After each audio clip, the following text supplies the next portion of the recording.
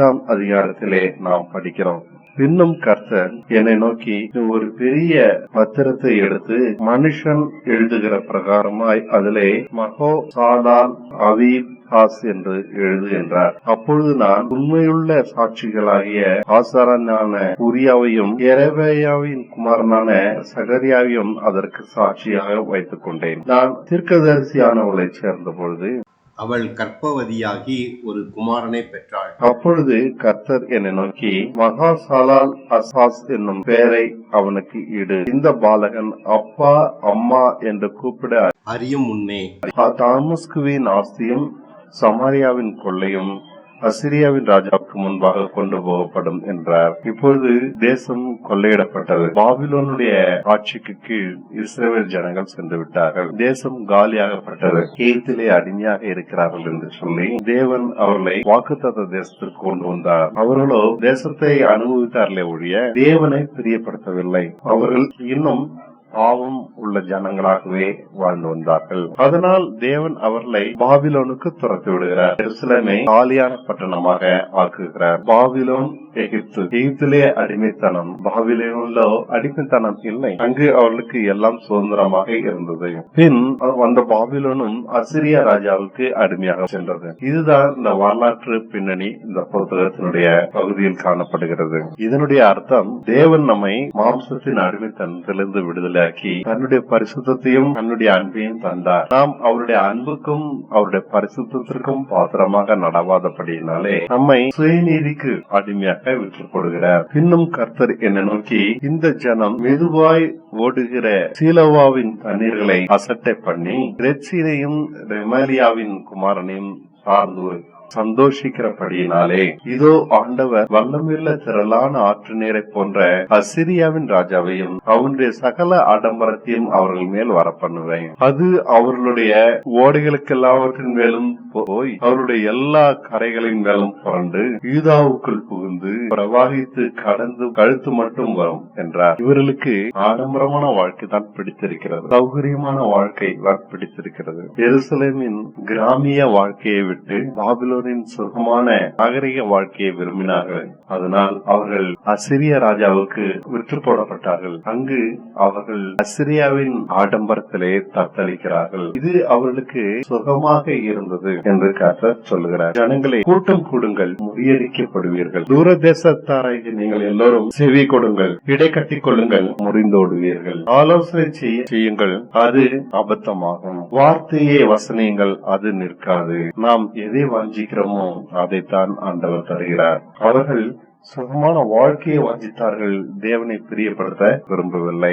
அவர்கள் விரும்புகிறபடி செல்வீகமான வாழ்க்கை அமைந்தது, ஆனால் முறிக்கப்பட்டார்கள். அவர்கள் ஆலோசனை பண்ணினாலும் அவர்கள் வாழ்க்கை இருண்டதாகவே இருந்தது. இதுதான் இந்த வசனங்கள் குறிப்பிடுகிறது. இடை கட்டிக் கொள்ளுங்கள், முறிந்தோடுவீர்கள். ஆலோசனை செய்யுங்கள், அது அபத்தமாகும். வார்த்தையை வசனங்கள், அது நிற்காது. தேவனை நேசிக்க அழகாத விட்டால் தேவனிடம் வருவது வீண். நம்மை நேசிக்கிற தேவனுக்கு பிரியமாக வாழ வேண்டும் என்ற எண்ணம் நமக்கு இல்லாமல் நம்மை பிரியப்படுத்துவதே நம்முடைய நோக்கமாக இருக்குமானால் இந்த வாழ்க்கை வீண். தேவனிடம் வருவது வீண். இவர்கள் பாவத்திற்கு அடிமையாக இருந்த போதும் சுயநிதிக்கு அடிமையாக இருந்த போதும் இவருடைய நோக்கம் மாறவில்லை. எகிப்துக்கு அடிமையாக இருந்த போதும் பாபிலோனுக்கு அடிமையாக இருந்த போதும் இவர்கள் நோக்கம் மாறவில்லை. இவர்களை எருசலேமிலே கொண்டு வந்து வைத்திருந்தாலும் இவர்கள் பாவத்திலே தலைத்திருந்ததற்கு காரணம் தன்னை பிரியப்படுத்துவதுதான். தன்னை அடிமைத்தனத்திலிருந்து விடுதலாக்கி வந்த தேவனுக்கு பாத்திரமாக வேண்டும் என்ற எண்ணம் இவர்களிடம் இல்லை. அதனால் இவர்கள் வாழ்க்கை தேவனுக்கு பிரியமாக இல்லை. அவரே இவர்களை அந்நிய தேசத்தாரிடம் அடிமையாக விற்று கொடுக்கிறார். நாம் தேவனை பிரியப்படுத்தாவிட்டால் தேவனிடம் வருவது வீண். நாம் பாவம் செய்துகிறோமா, சுயநீதியில் வாழ்கிறோமா என்பது முக்கியமல்ல. தேவ அன்பை பெற்று நாம் தேவனை பிரியப்படுத்த வேண்டும் என்று வாஞ்சிக்காத வரைக்கும் நாம் பரிசுத்தமாக முடியாது. பரிசுத்த வழியை கற்றுக்கொள்ள முடியாது. விசுவாசம் என்றால் என்ன என்று கூட தெரியாது. நம்முடைய கட்டுப்பாடுகளும் நம்முடைய பயமும் தவறானவைகளாகத்தான் இருக்கும். இதுதான் இன்றைய கிறிஸ்தவர்களின் நிலை. அவரிடம் அநேக காரியங்கள் இருக்கின்றன, ஆனால் தேவனை நேசிப்பது இல்லை. அவர்களோடு பழகுவதும் அவருடைய பழக்கங்களை கற்றுக்கொள்வதும் ஆபத்தாக இருக்கிறது. அது நம்மளை கர்த்தரை விட்டு கடினப்படுத்தும். நாம் ரட்சிக்கப்படுவது கூடாதபடி நம்மை கடினப்படுத்தும். பாவம் செய்யலாம், பாவங்களை மன்னிக்கிறவர் ஒருவர் இருக்கிறார் என்ற தைரியத்தை கொடுக்கிறது. அல்லது சுயநீதியில் இறங்கி இந்த தேவன் பரிசுத்தமானவர், ஆகையால் நாம் மிகுந்த கட்டுப்பாடோடு வாழ வேண்டும் என்று அன்மார்க்க வழியை போதிக்கிறது. கர்த்தரே நமக்கு பரிசுத்தமாக வேண்டும், கர்த்தரே நமக்கு நியாயப்பிரமாணிக்கர், கர்த்தரே நமக்கு நன்மை எது தீமை எது என்று தீர்மானிக்க வேண்டும். கர்த்தரால் பிழைக்கிற ஒரு வாழ்க்கை இது, அவருக்காக வாழ்கிற வாழ்க்கை இது, அவரால் வாழ்கிற வாழ்க்கை இது. இது இப்படி நாம் அவரால் அவருக்கென்று பிழைக்காவிட்டால் இந்த வாழ்க்கை வீண். கர்த்தருடைய கரம் என் மேல் அமர்ந்து அவர் என்னுடனே பேசி, நான் இந்த ஜனத்தின் வழியிலே நடவாதபடி எனக்கு புத்தி சொல்லி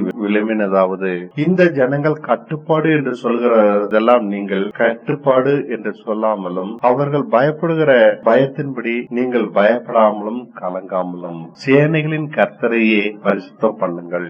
அவரே உங்கள் பயமும் அவரே உங்கள் அச்சமுமாக இருப்பாராக. அவர் உங்களுக்கு பரிசுத்த ஸ்தலமாக இருப்பார். ஆகிலும் இஸ்ரவேலின் 2 கோத்திரத்தாரும் தடுக்கலின் கல்லும் இடறுதலின் கண்மலையும் எருசலேமின் குடிகளுக்கு சுருக்கும் கண்ணியுமாக இருப்பார். நாம இப்படி இல்லாட்டினா கர்த்தரே பரிசுத்தம், கர்த்தரே நமக்கு நன்மை தீமையை போதிக்க வேண்டும். நம்முடைய மனசாட்சி தெரிந்திருந்தபடி அல்லது சுய விளக்கங்களின்படி நன்மை தீமையை தீர்மானிக்க கூடாது. மனுஷ போதனைகள் இதனால் உண்டாகின்றன. பல சபைகள் கர்த்தரே பரிசுத்தம் என்று இல்லாமல் மனுஷர்களுடைய பரிசுத்தத்தை கொண்டு வருகிறார்கள். சட்டையில் பரிசுத்தம், நகை போடுவதில் பரிசுத்தம், ஆராதனை ஸ்தலத்தை சுத்தமாக வைத்திருப்பதில் பரிசுத்தம், அமைதியாக ஆராதிப்பதில் பரிசுத்தம், அவர்கள் மனம் நினைப்பதெல்லாம் பரிசுத்தம். இதை செய்தா பாவம், அதை செய்தா பரிசுத்தம். அப்படி வாழ்றவங்களுக்கு ஆண்டவர் கண்ணியும் சுருக்கமாக இருக்கிறார். பாவத்தை குறித்து அலட்சியமா இருக்கிறவங்களுக்கு அவர் தடுக்கலின் கல்லும் இடறுதலின் கண்மலையுமாக இருக்கிறார். அவர்களில் அநேகர் இடறி விழுந்து நொறுங்கி சிக்குண்டு பிடிபடுவார்கள். அப்படியாவது பிடிபடட்டும். பாவத்துல தவறோ அல்லது சுயநீதியில தவறோ இப்படி இடறி பிடிபட்டு சத்தியத்தை அறிந்து கொள்றாங்க. அதனாலதான் ஆண்டவர் என்ன சொல்றாரு, சாட்சி ஆகமத்தை கட்டி என் சீஷருக்குள்ளே வேதத்தை முத்திரையிடு என்றார். இது முக்கியம். கர்த்தரை பரிசுத்தம் அல்லது விசுவாசத்தினால் நீதிமான் பிழைப்பார். கர்த்தரால் நீதிமானாக வேண்டும். நம்முடைய முயற்சினால் நீதிமானாக கூடாது. அல்லது பாவ மன்னிப்போடு தேவனை ஆராதிக்கவும் கூடாது. பாவம் செய்து கொண்டே பாவ மன்னிப்பிலே வாழ்ந்து கொண்டிருப்பது. அதற்காக தேவன் என்ன சொல்லுகிறார், சாட்சி ஆகமத்தை கட்டி அவர் நம்மை பரிசுத்தமாக்கி நீதிமானாக்கி அவரை நம்பினபடினாலே, நீதியை விரும்பினபடினாலே அவர் நம்மை சகல நீதியிலும் திருப்தியாக்குகிறார். இப்படி நீதிமானாக்கின சாட்சிகளை கட்டி வேதத்தை உருவாக்க சொல்லுகிறார். நாம் தான் வேதத்தை உருவாக்க வேண்டும். நீதிமானாகி இதுதான் கர்த்தருடைய வழி என்று அந்த வழியிலே நடந்து அந்த ஜீவனை சுதந்திரித்ததுபடியினால் வேதத்தை உருவாக்க வேண்டும். அப்படித்தான் பவுல் உருவாக்கினான், யோவானும் உருவாக்கினான். நானும் யாக்கோபின் குடும்பத்துக்கு தமது முகத்தை மறைக்கிற கர்த்தருக்காக காத்திருந்து அவருக்கு எதிர்பார்த்திருப்பேன். அவர் என்னை பரிசுத்தமாக்கட்டும், அவர் என்னை நீதிமானாக்கட்டும், அவர் எனக்கு போதிக்கட்டும், அவர் தேவ சாயலாக மாற்றி அவைகளில் என்னை பழக்குவிக்கட்டும், நான் அவருக்கு பிரியமானவைகளை கற்றுக்கொள்ளட்டும். அவர் என்னை நேசிக்கிறது போல நான் அவரை பிரியப்படுத்துவதனாலே அவர் என்னில் இயேசு கிறிஸ்து போல பிரியமாக இருக்கட்டும். அதற்காக நான் காத்திருக்கிறேன். இப்படித்தான் நாம் அவைகளை அடைந்து சுதந்தரித்து சாட்சி ஆகமத்தை கட்டி வேதத்தை முத்திரையிடுகிறோம். இதுதான் வழி, மற்றதெல்லாம் வழி அல்ல.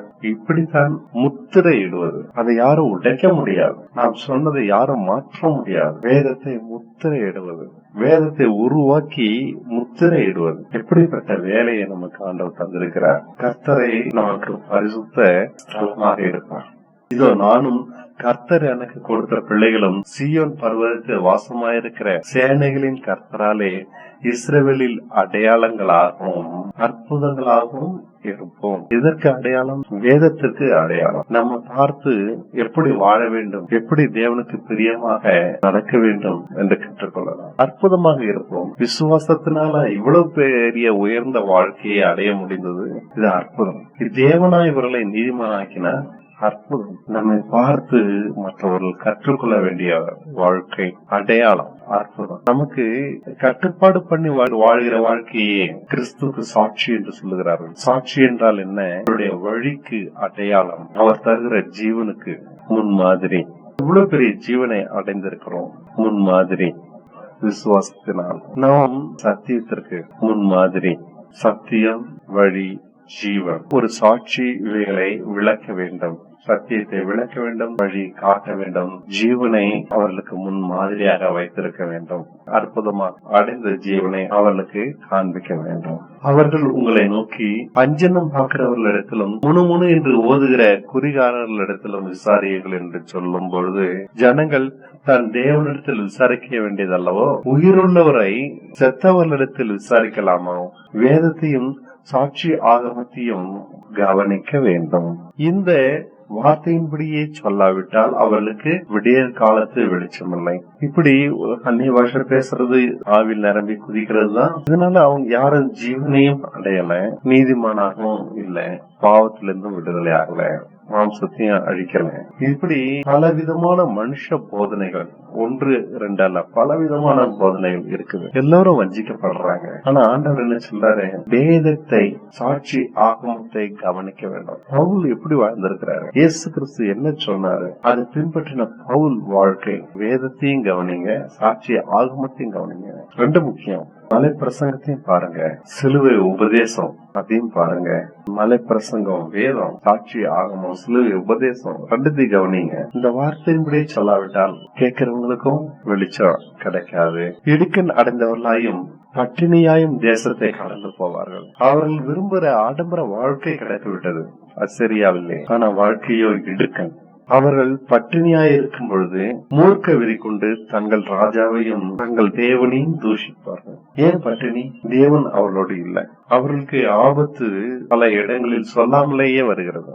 இதனால் மூர்க்க வெறி கொண்டு தேவனை தூஷிக்கிறார்கள். அவர்கள் அண்ணாந்து பார்ப்பார்கள், பூமியே நோக்கி பார்ப்பார்கள், ஆனாலும் இதோ கட்டும் அந்தகாரமும் இருக்கும். அதனால்தான் வசனம் சொல்லுது, இஸ்ரவேலுக்கு அவர் அடுக்கலின் கல்லும் இடறுதலின் கண்மலையும், எருசலேமில் இருக்கிறவர்களுக்கு அவர் கண்ணியும் சுருக்கமாக இருப்பார்.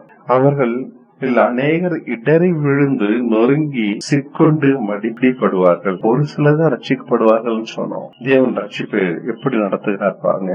ரெண்டு தவறான விதங்களில் போதனைகள் வருகிறது. பாவ மன்னிப்போடு பாவத்துக்குள் வாழ்ந்து கொண்டு தேவனை ஆராதிக்கலாம். அப்படி சொல்றவங்களுக்கு அவர் இடறுதலின் கண்மலை, தடுக்கலின் கண். சுயநீதியோடு கட்டுப்பாடு பண்ணி மனுஷ விதமாக தங்களை பரிசுத்தம் பண்ணிக்கொண்டு மனசாட்சியின்படி வாழ்கிற ஒரு வாழ்க்கை. அவர்களுக்கு அவர் சுருக்கும் கண்ணியும். இவைகளில் ஆகப்பட்டு அநேகர் பிடிபடுகிறாங்க. இவைகள் ஒரு வலை மாதிரி. அவைகளை சிக்குண்டு தவிச்சு இக்கட்டும் அந்தகாரமும் இருக்கு. இது ஏன் நாம போற வழி சரியில்லையே? இடுக்கத்தால் இருளடைந்து அந்தகாரத்தில் தள்ளுண்டு அலைவார்கள். இப்படி அலைஞ்சி திரிஞ்சி ஆண்டவர்கிட்ட அநேகர் வர்றாங்க.